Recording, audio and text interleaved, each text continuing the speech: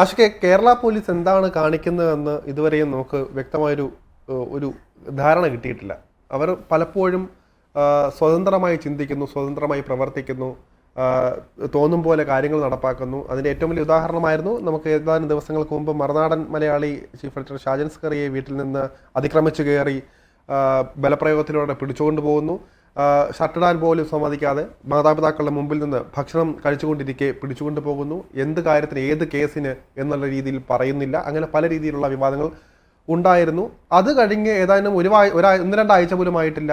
കഴിഞ്ഞ ദിവസം ബിന്ദു എന്ന സ്ത്രീയെ പോലീസ് ഇതുപോലെ പിടിച്ചുകൊണ്ട് പോകുന്നു. മാലമോഷണം കുറ്റമാണ് പറയുന്നത്. 2.5 പവന്റെ മാല ഒരു പരാതിയുടെ അടിസ്ഥാനത്തിലാണ് ഇവരെ പിടിച്ചുകൊണ്ട് പോകുന്നത്.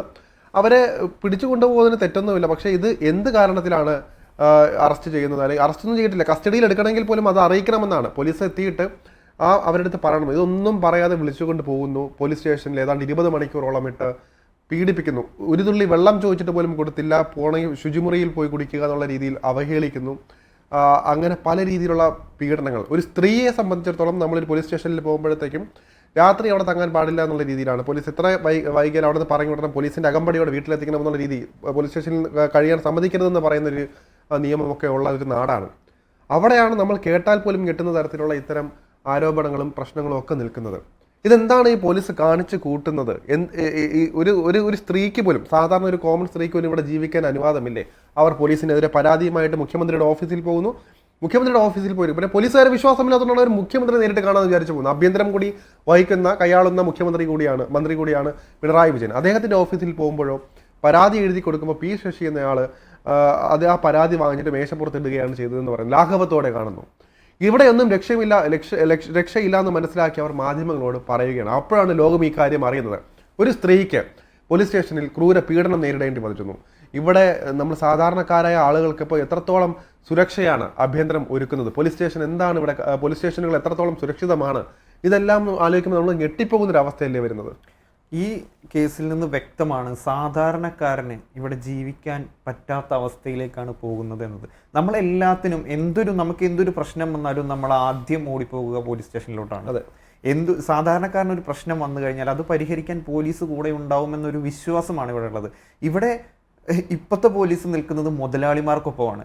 ഇപ്പോഴത്തെ ഒരു മുഖ്യമന്ത്രി എന്ന് പറയുന്നത് നമുക്കൊന്നും അടുത്തേക്ക് പോലും പോകാനുള്ള അനുവാദമില്ല. നമ്മൾ കാണാനൊന്ന് ചെന്ന് കഴിഞ്ഞാൽ കാണാനുണ്ടാവില്ല ചിലപ്പോൾ ഇത്രത്തോളം നിയമങ്ങളും കാര്യങ്ങളും ഒക്കെ. ഒരു മുഖ്യമന്ത്രി, അത് ആഭ്യന്തരം കൈകാര്യം ചെയ്യുന്ന ഒരു മുഖ്യമന്ത്രിയെ കാണാൻ ചെല്ലുമ്പോൾ ഇത്തരത്തിലുള്ള അവഹേളനം ഉണ്ടാവുന്ന ഈ മുഖ്യനെ വോട്ട് ചെയ്ത് ജയിപ്പിച്ചത് ഈ സാധാരണ ജനം തന്നെയല്ലേ? എന്നിട്ട് കാണാൻ ചെല്ലുമ്പോൾ ഇങ്ങനെയാണ് പെരുമാറുന്നതെങ്കിൽ അതിൽ ഈ ആഭ്യന്തരം കൈകാര്യം ചെയ്യുന്ന, ഈ വകുപ്പ് കൈകാര്യം ചെയ്യുന്ന മുഖ്യമന്ത്രിക്ക് കീഴിൽ ഇത്രയും ഗുരുതരമായൊരു പ്രശ്നം, അത് വെള്ളം ചോദിച്ചു ദാഹജലം കൊടുക്കുക എന്ന് പറയുന്നത് മനുഷ്യത്വപരമായിട്ടുള്ള കാര്യമാണ്. അതുപോലും നിഷേധിച്ച് ബാത്റൂമിൽ പോയി കുടിക്കാൻ പറയുന്നത്. എന്നിട്ട് സഹികെട്ട് ആ സ്ത്രീ ബാത്റൂമിലോട്ട് പോവുകയാണ്. അവിടെ ഒരു തുള്ളി വെള്ളമില്ല എന്നുള്ളതാണ്. അത്രയും പീഡിപ്പിക്കുക. എന്നിട്ട് എന്തെങ്കിലും ഒരു ചെറിയ ആരോപണമെങ്കിലും ഈ സ്ത്രീക്ക് നേരെ തെളിയിക്കാൻ പറ്റുമോ? സാധിച്ചിട്ടില്ല. ഇനിയിപ്പോൾ കൂടിപ്പോയി അവർക്ക് എന്ത് കിട്ടും? ഒരു സസ്പെൻഷൻ അല്ലെങ്കിൽ ഒരു സ്ഥലം മാറ്റം കൂടിപ്പോയി അതേ കിട്ടൂ. പക്ഷേ ആ സ്ത്രീക്ക് നഷ്ടപ്പെട്ടത് സ്വന്തം അഭിമാനം പോലും നഷ്ടപ്പെടുന്ന രീതിയിലാണ് ആ പോലീസ് സ്റ്റേഷനിൽ ആ സ്ത്രീ അത്രയും സമയം ചെലവഴിച്ചത്. ഒരു അറസ്റ്റ് പോലും രേഖപ്പെടുത്താൻ ഇപ്പോൾ ശരത് സൂചിപ്പിക്കുകയുണ്ടായി, നമ്മുടെ ചീഫ് എഡിറ്റർ ഷാജൻ സ്കറിയയ്ക്ക് നേരെ ഉണ്ടായ ഈ മാനുഷിക പരിഗണന പോലും കൊടുക്കാതെയാണ് ഇപ്പോൾ പോലീസുകാർ ഓരോ നടപടി സ്വീകരിക്കുന്നത്. മുതലാളിമാർക്ക് വേണ്ടി പണിയെടുക്കുന്ന അടിമകളായി മാറിയോ നമ്മുടെ പോലീസ് എന്നതാണ് ഇവിടെ ഓരോ വാർത്ത പുറത്തു വരുമ്പോഴും. മാനസിക പരിഗണന പോലും കൊടുക്കാതെ ഒരാൾ അറസ്റ്റ് ചെയ്ത് കൊണ്ടുപോവുക, അല്ലെങ്കിൽ സ്റ്റേഷനിൽ ഇത്രയും നേരം ഇഷ്ടത്തിന് സ്റ്റേഷനിൽ വെക്കുക, ഇതിനൊക്കെ ഇവർക്ക് ആരാണ് അധികാരം കൊടുത്തത്? വ്യക്തമായ മാർഗനിർദ്ദേശങ്ങൾ പറഞ്ഞിട്ടുണ്ട്, കോടതി നിർദ്ദേശിച്ചിട്ടുണ്ട്. ഈ നിർദ്ദേശപ്രകാരം മാത്രമേ ഒരാളെ അറസ്റ്റ് ചെയ്യാനോ അല്ലെങ്കിൽ കസ്റ്റഡിയിൽ വെക്കാനോ സാധിക്കുകയുള്ളൂ. വ്യക്തമായ കാരണം വേണം. ഇവിടെ കാരണം ആരോ ഒരു സാധനം മോഷണം പോയി എന്ന് പറഞ്ഞാൽ ഇവിടെ കസ്റ്റഡിയിൽ എടുത്തിട്ട് പോലും ഇല്ല എന്നുള്ളത് മറ്റൊരു കാര്യം. കസ്റ്റഡിയിൽ എടുത്തവരെ ഔദ്യോഗികമായിട്ട് അറിയിച്ചിട്ടില്ല. അപ്പം ഏത് രീതിയിലാണ് ഇവിടെ ഇപ്പോൾ സ്റ്റേഷനിൽ എത്തിക്കുമ്പോൾ എന്ത് ധൈര്യത്തിലാണ് ഇവർക്ക് എന്തെങ്കിലും ജീവഹാനി സംഭവിച്ചെങ്കിൽ അതിനാരും ഉത്തരം പറയും? ഇവിടെ റെക്കോർഡിക്കലി ഒന്നും ചെയ്തിട്ടില്ല. മാത്രമല്ല ഇവിടെ കൂടുതൽ അന്വേഷണം ഇനി വരാൻ പോകുന്നു പറയുന്നുണ്ട്. പക്ഷെ അതിനകത്ത് വേണം. കാരണം ഇവിടെ സത്യം പറയാൻ എനിക്ക് തോന്നിയിട്ടുള്ളത് ഇവിടെ ഒരു ഡിവൈഡ് ആൻഡ് ക്ലാസ് റൂൾ ഇപ്പോഴും ഉണ്ട്. ഇടതുപക്ഷ സർക്കാർ എന്നപ്പോൾ എല്ലാവരും പറയുന്നതാണ് എല്ലാവരും ഒത്തൊരുമയോടെ അങ്ങനെ. പക്ഷേ ഇവിടെ ഏറ്റവും കൂടുതൽ സാധാരണക്കാർ അല്ലെങ്കിൽ താഴേക്കിടയിലുള്ളവർ അനുഭവിക്കുന്നത് ഇപ്പോഴാണ്. ഇവിടെ ഒന്ന് മനസ്സിലാക്കുക, മനുഷ്യനാണെങ്കിൽ ഇവിടെ എന്താ പറയുക, പാവപ്പെട്ടവൻ പണക്കാരൻ, ജാതിയിൽ മേലാളിത്തമുള്ളവർ കുറഞ്ഞവർ അങ്ങനെ രീതിയിലേക്ക് കാര്യങ്ങൾ വരുമ്പോഴാണ് അല്ലെങ്കിൽ എന്തുകൊണ്ടാണ് ഇവർക്കൊരു ഇത് ഒരു പ്രത്യേക ഒരു പരിഗണന കൊടുത്താൽ എന്താണ് ഇവരൊരു നമ്മൾ എന്തോ തെറ്റ് ചെയ്തോ ഇല്ലെന്ന് അവിടെ തെളിഞ്ഞിട്ടില്ല. അപ്പോൾ നമ്മൾ ചെയ്യേണ്ട കാര്യം എന്ന് പറയുമ്പം അപ്പം അടിസ്ഥാനപരമായിട്ടുള്ള ഒരു മനുഷ്യന് ഇപ്പം ആവശ്യമായ കാര്യങ്ങൾ നൽകുക, ഇപ്പം വെള്ളം ചോദിക്കുന്ന കൊടുക്കുക, ബാത്റൂം ഫെസിലിറ്റി ഒരുക്കുക, അങ്ങനെയുള്ള കാര്യങ്ങളൊക്കെ അടിസ്ഥാനപരമായിട്ടുള്ള കാര്യങ്ങളാണ്. അത് എത്ര കൊടും കുറ്റവാളിയായ പോലും അത് നൽകേണ്ട ഇത് പ്രാപ്തിയുണ്ട്, അത് സാഹചര്യമുണ്ട്. അതൊന്നും കൊടുക്കാതെ വീണ്ടും എന്താ പറയുക, ഈ നേരത്തെ ആശുക്ക് പറഞ്ഞ പോലെ തന്നെ ഒരു രീതിയിലും പീഡനം തന്നെയാണ് അവർ ലക്ഷ്യം വെക്കുന്നത്. അല്ലെങ്കിൽ ആലോചിച്ച് നോക്കുക, എന്തിനാണ് പോലീസ് സ്റ്റേഷനിൽ ഇത്രയും മൃഗീയമായ രീതിയിൽ അവർ ഭാഷ കൊണ്ടും നോട്ടം കൊണ്ടും വാക്കുകൾ കൊണ്ടും എല്ലാം കൊണ്ടും അവരിങ്ങനെ പീഡിപ്പിക്കേണ്ട ആവശ്യം എന്താണ്? അവിടെ തന്നെ കൃത്യമായൊരു അജണ്ടയുണ്ട്. ഇവിടെ പാവങ്ങൾക്കൊരു നിയമം, പണക്കാർക്കൊരു നിയമം, അങ്ങനെ പല രീതിയിലും ഡിവൈഡ് ആൻഡ് റൂൾ പോളിസി ഇപ്പോഴും നിലനിൽക്കുന്നു എന്ന ഏറ്റവും വലിയ ഉദാഹരണം കൂടിയാണ്, ഒടുവിലത്തെ ഉദാഹരണം കൂടിയാണ് ബിന്ദു എന്ന് നമുക്ക് പറയേണ്ടിയിരിക്കുന്നു. ഇവിടെ ചേർത്ത് നോക്കൂ, നമ്മുടെ സർക്കാർ 10ാം വാർഷികം വളരെ ഗംഭീരമായി ആഘോഷിക്കുകയാണ്. വികസനം എന്ന് പറയുന്നത് ഒരിക്കലും പാലം പണിയിലും റോഡ് പണിയിലും മാത്രമല്ല. ഈ വികസനം എന്താണെന്ന് ജനങ്ങൾ പോലും അറിയാത്ത വികസനം കാണിക്കാൻ വേണ്ടിയിട്ട് ജില്ലകളിൽ നമ്മുടെ തന്നെ നികുതി പണത്തിൽ നിന്ന് പണം ചെലവഴിച്ച് വലിയ വലിയ പദ്ധതികൾ ആസൂത്രണം ചെയ്യുന്നു, അത് ജനങ്ങളിലേക്ക് എത്തിക്കാൻ ശ്രമിക്കുന്നു. ഈ വികസനം എന്ന് പറയുന്നത് ഈ സാധാരണ ജനങ്ങൾക്ക് സേഫായി ഇവിടെ കേരളത്തിൽ ജീവിക്കാൻ പറ്റുന്നുണ്ടോ? അല്ലെങ്കിൽ അവർക്ക് വേണ്ട അവകാശങ്ങൾ, അവർക്ക് നീതി ലഭിക്കുന്നുണ്ടോ?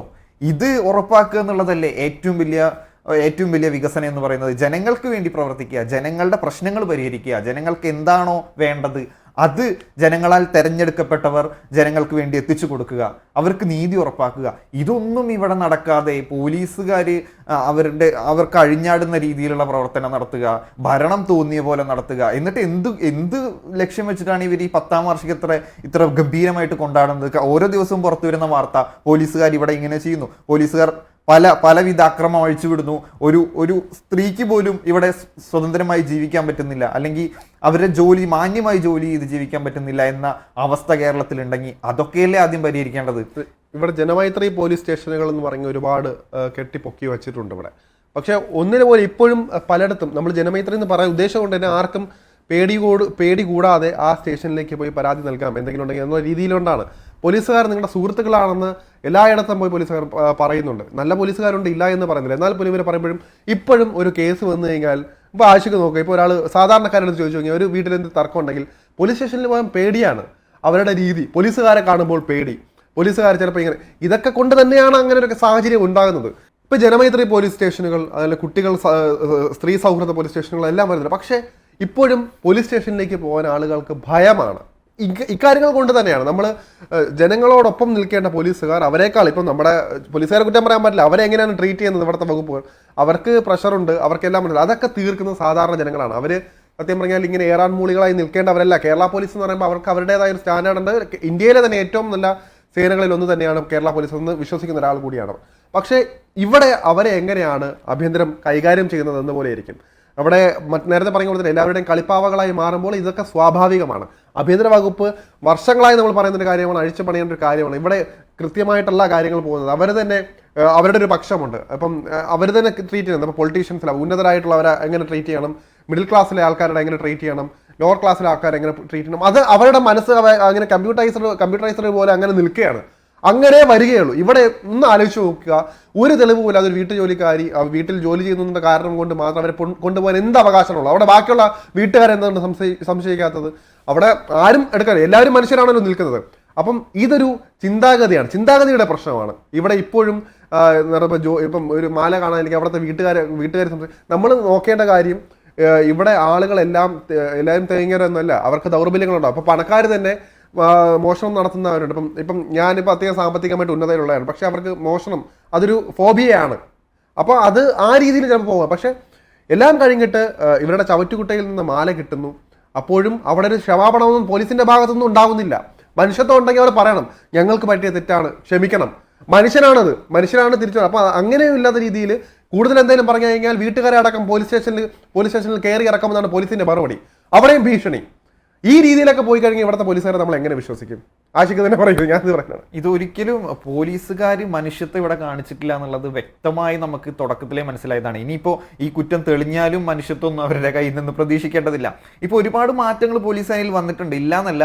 കാരണം പണ്ടൊക്കെ പോലീസ് സ്റ്റേഷൻ ഇടിമുറികൾ പലതും ഉണ്ടായിരുന്നു. ഇപ്പോൾ ഇടിമുറികളൊന്നും ഇല്ല, പക്ഷേ മാനസിക പീഡനം, നമ്മൾ അധികം എന്താ പറയുക, നമുക്കൊരു പവർ ഇല്ലാതെ അല്ലെങ്കിൽ പണമില്ലാതെ നമ്മളൊരു പോലീസ് സ്റ്റേഷനിൽ ചെന്നാൽ, പണമുള്ളവൻ ചെന്നാൽ എണീറ്റ് നിന്ന് കൈയടിക്കും, അല്ലെങ്കിൽ എണീറ്റ് സല്യൂട്ട് അടിക്കാൻ പോലും ഇവർ മടിക്കില്ല. പക്ഷെ ഒരു പണമോ പ്രതാപമോ അല്ലെങ്കിൽ ഒരു അവർക്ക് നാളെ ഒരു ഉപകാരം ഇല്ലാതെ തോന്നുന്നു. അതെ അതെ അതെ, ഒരു പിടിപാടോ ഇല്ലാത്ത ആളുകൾ പോലീസ് സ്റ്റേഷനിൽ ചെന്നാൽ അവരെ വെയിറ്റ് ചെയ്യിപ്പിച്ചും അല്ലെങ്കിൽ അവരെ കൊണ്ട് മാക്സിമം അവരെ വെറുപ്പിച്ചുകൊണ്ടാണ് കാര്യങ്ങൾ ചെയ്യിക്കുന്നത്. ഒരാൾ അത്യാവശ്യമായ ഒരു കാര്യം അല്ലെങ്കിൽ ഒരു പ്രധാന കാര്യം പറയാനോ അല്ലെങ്കിൽ അടിയന്തര സഹായത്തിനോ ആയിരിക്കും ഒരു പോലീസ് സ്റ്റേഷനെ സമീപിക്കുക. പക്ഷേ അവിടെ നിന്ന് നേരിടേണ്ടി വരുന്ന അനുഭവങ്ങൾ അത് സാധാരണക്കാരനും പ്രതാപമുള്ളവനും വ്യത്യസ്ത രീതിയിലാണ്, രണ്ട് തലത്തിലാണ്. ഇപ്പോൾ കഴിഞ്ഞ ദിവസം ആ സ്ത്രീക്ക് ഒരു തരത്തിലും പുറമേന്നൊരു സഹായവും കിട്ടില്ല, ഒരു ഹോൾഡും ഇല്ല എന്ന് തോന്നിയത് കൊണ്ടല്ലേ അവർ ഇത്രയും നിന്ദ്യമായിട്ട് അവരോട് പെരുമാറിയത്. അവരൊരു നല്ലൊരു വസ്ത്രം ധരിച്ച അല്ലെങ്കിൽ നല്ലൊരു കതറും ഇട്ട ഒരാളെ കൊണ്ടാണ് സ്റ്റേഷനിലേക്ക് കയറി ചെല്ലുന്നതെങ്കിലോ അവിടെ സീനൊന്ന് വേറെയാണ്.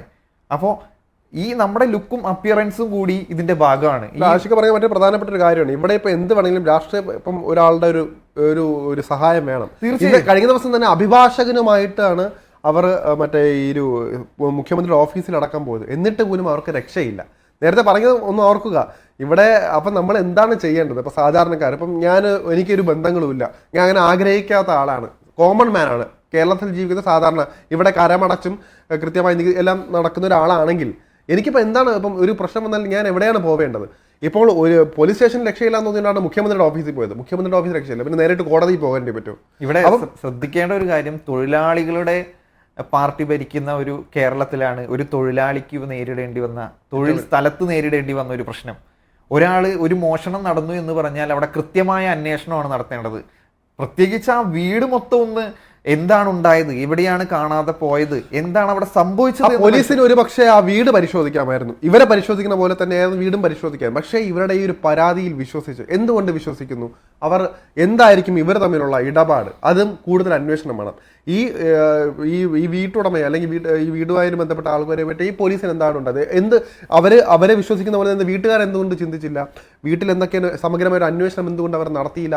വീട്ടുകാരിയാണ്, അതായത് പിറ്റേ ദിവസം വീട്ടുകാരാണ് അറിയിച്ചിരിക്കുന്നത് മാല ഇവിടെ നിന്ന് കിട്ടിയെന്ന്.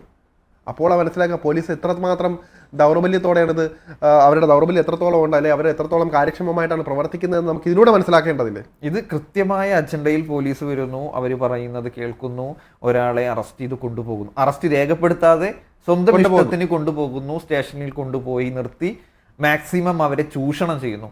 അവസാനം ഒരു ഘട്ടത്തിൽ എത്തുമ്പോൾ ഇവരുടെ വീട്ടിൽ നിന്ന് തന്നെ ഇത് കിട്ടുന്നു, മാല കിട്ടുന്നു. ഇവർ അവസാനം മാധ്യമങ്ങൾക്ക് മുമ്പിൽ വരുമ്പോഴാണ് ഇതെല്ലാം പുറം ലോകം അറിയുന്നത് എന്ന് പറയുമ്പോൾ എത്രമാത്രം ഭയാനകമാണ് ആ കാര്യം. ഇപ്പൊ അവർ മാധ്യമങ്ങളുടെ മുന്നിൽ വരാൻ മടിക്കുന്ന ഒരാളാണെങ്കിൽ, അങ്ങനെ മടിക്കുന്ന ഒരുപാട് പേരുണ്ടാവില്ല ഈ സമൂഹത്തിൽ. അത്തരം കാര്യങ്ങൾ പുറം ലോകം പോലും അറിയാതെ എത്ര മാത്രം. അതിന് ഉദാഹരണമാണ് ഈ പോലീസ് പറഞ്ഞൊരു കാര്യം, ഇത് പുറം ലോകം അറിയിക്കാലോ അല്ലെങ്കിൽ എന്തെങ്കിലും തുടർ ഇതിന്റെ പേരിലുണ്ടായാലോ വീട്ടുകാരടക്കം അവർ ഭീഷണി മുഴക്കിയിരുന്നു. എന്നിട്ടും അവർ വന്നിട്ടുണ്ടെങ്കിൽ അതാണ് ഏറ്റവും വലിയ ധൈര്യം, അതാണ് വേണ്ടത്. കാരണം ഇവിടെ നമുക്ക് ഇപ്പോൾ പോലീസ് സ്റ്റേഷനല്ലേ മാത്രമല്ല ഇവിടെ ജനങ്ങളുണ്ടൊപ്പം. അപ്പം മാധ്യമങ്ങൾ എല്ലാ കാര്യത്തിലും നല്ലതെന്ന് ഞാൻ പറയില്ല, എങ്കിൽ പോലും ഇത്തരം കാര്യങ്ങൾ അവരെടുക്കുന്ന നിലപാടുകൾ, ഇത്തരം കാര്യങ്ങൾ അവർ സ്വീകരിക്കുന്ന നടപടികളെല്ലാം തന്നെ നമുക്ക് ഒരുപാട് പേർക്ക് പ്രചോദനമാകുന്നുണ്ട്. മാത്രമല്ല ഇവിടെ ഇങ്ങനെയൊക്കെ നടക്കുന്നു എന്ന് നമ്മൾ അറിയണമെങ്കിൽ ഇത്തരം കാര്യങ്ങളൊക്കെ വിവരം വേണ്ടി വരും. മറ്റൊരു കാര്യം കൂടി ചേർക്കാനുള്ളത്, ഈ പോലീസുകാരെ ഭയപ്പെടുന്നതിന് മറ്റൊരു കാരണം എന്താണെന്ന് വെച്ച് കഴിഞ്ഞാൽ, നമ്മൾ ഒരു കാര്യത്തിന് പോലീസുകാരെ സമീപിക്കും, അവർ പറയുന്നത് കേട്ട് നിന്നില്ലായിരുന്നെങ്കിൽ ഭാവിയിൽ പിന്നീട് എന്തെങ്കിലും ഒരു തരത്തിൽ ഒരു സഹായത്തിന് പോലീസുകാരെ വിളിക്കേണ്ട ഒരു അവസ്ഥ വന്നാൽ അവർ നമ്മളെ എങ്ങനെ ട്രീറ്റ് ചെയ്യും എന്നൊരു ഭയം. ഇപ്പോൾ പോലീസുകാരുടെ വായിൽ നിന്ന് തന്നെ വരുന്ന കാര്യം, നിന്നെ എൻ്റെ കയ്യിൽ കിട്ടുവട എന്നൊരു ഡയലോഗ് പല പോലീസുകാരും അവർക്ക് ദേഷ്യമുള്ള അല്ലെങ്കിൽ വിരോധമുള്ളവരോട് പറയുന്ന ഒരു സമീപനമുണ്ട്. അപ്പോൾ ഭാവിയിൽ എന്തെങ്കിലും ഒരു ആവശ്യത്തിന് ഇവർക്ക് മുന്നിൽ നമ്മൾ ചെല്ലേണ്ടി വന്നാൽ, ഇപ്പോൾ ആ സ്ത്രീ ചിന്തിക്കാം, ഇങ്ങനെ ഞാനിനി മാധ്യമത്തിന് മുന്നിൽ പറഞ്ഞാൽ ഇനി എന്തെങ്കിലും ഒരു ആവശ്യത്തിന് ഞാൻ അവിടെ ചെന്ന് കഴിഞ്ഞാൽ എന്നെ അവരെ എന്ത് ചെയ്യും, ഞാൻ എങ്ങനെ അവിടെ കയറി ചെല്ലും എന്ന ഒരു ഭയം. പല കള്ളക്കേസും കുടുക്കി തലയിലാക്കി അകത്തിട്ട് പല പ്രശ്നങ്ങളും സൃഷ്ടിക്കാൻ നമ്മുടെ ഏമാന്മാർ വിചാരിച്ചാൽ നടക്കും. അപ്പൊ അങ്ങനെ ഒരു ഭയമൊക്കെ മൂടി വെച്ചുകൊണ്ട് എത്ര പേർ ഇങ്ങനെയുള്ള പീഡനം സഹിച്ച് കടന്നിട്ടുണ്ടാവും. ഇപ്പോൾ ഇതുപോലെയുള്ള ഈ സേനയ്ക്ക് ദോഷം ചെയ്യുന്ന ഓരോ ഓഫീസർ മതി മൊത്തം സേന കളങ്കപ്പെടാൻ. അങ്ങനെയുള്ള ഒരുപാട് കറപ്റ്റഡ് ആയിട്ടുള്ള ഓഫീസേഴ്സ് ചെയ്തു കൂട്ടിയ പ്രവർത്തനങ്ങൾ മൂലം ഇങ്ങനെ ഇതുപോലെ നരകയാതന സഹിച്ചു നിൽക്കുന്ന ആളുകൾ വേറെയും ഉണ്ടാവില്ലേ? പറയാൻ മടിച്ചു പുറത്തു പറയാതെ ഉള്ള ആളുകൾ ഉണ്ടാവില്ല. ഇപ്പോൾ ഇത് പുറത്ത് വന്നതുകൊണ്ട് ഇങ്ങനെ ഒരു സംഭവം അവിടെ നടന്നു എന്ന് ജനം അറിഞ്ഞു, ഇതിന് തക്കതായ ആക്ഷൻസ് അതിൻ്റെ പുറത്തുണ്ടാവും. കൂടിപ്പോയ സ്ഥലം മാറ്റം അത്രേ ഉണ്ടാവുള്ളൂ. എങ്കിലും അവിടെ ജനം അറിഞ്ഞു ഇങ്ങനെ ഒരു പ്രശ്നം ഉണ്ടായി എന്ന്. എന്തായാലും ഇനി ഇതുപോലെയുള്ള സംഭവങ്ങൾ ജനങ്ങൾ അറിയണം. പോലീസ് സേന തീർത്തും ജനങ്ങൾക്ക് വേണ്ടി പ്രവർത്തിക്കണം, അല്ലെങ്കിൽ അധികാരികൾ പറയുന്നത് കേട്ട് ഓച്ചാനിച്ച് നിൽക്കുന്നവരാവരുത് എന്നാണ് എനിക്ക് പറയാനുള്ളത്. പക്ഷെ അത് എത്രത്തോളം പ്രാക്ടിക്കൽ ആവുന്നറിയില്ല. ഇപ്പോൾ തന്നെ ഈ ഒരു പ്രശ്നത്തിന് ശേഷം ADGP ഒക്കെ വിളിച്ചിട്ട് വീഡിയോ കോൺഫറൻസിലൂടെ നേരിട്ടും ഒക്കെ പറഞ്ഞത് അച്ചടക്കം പാലിക്കണം എന്നുള്ള രീതിയിലാണ്. നമ്മൾ കുട്ടികളുടെ അടുത്ത് പറയുമ്പോൾ ഇനി കരയല്ലേ എന്ന് പറയുന്ന പോലെ തുല്യമാണ്. അപ്പോൾ അതുകൊണ്ട് തന്നെ ഇതിൽ എത്രമാത്രം റിസൾട്ട് ഉണ്ടെന്ന് നമുക്ക് കാത്തിരുന്ന് തന്നെ കാണാം.